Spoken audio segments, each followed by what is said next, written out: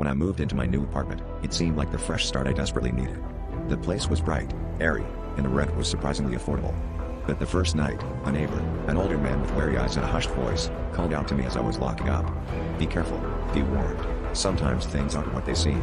I laughed it off, thinking he was just eccentric. Days passed peacefully, but then I started noticing odd things, a faint tapping sound in the walls and a distinct feeling of being watched. I shrugged it off until I found a strange note slipped under my door, scribbled hastily, "Get out before it's too late." Curiosity piqued, I started asking around about the previous tenant. No one would talk, but their nervous glances were telling. Determined to uncover the truth, I ventured into the basement one night, following the tapping. There, hidden behind dusty boxes, was a crawl space.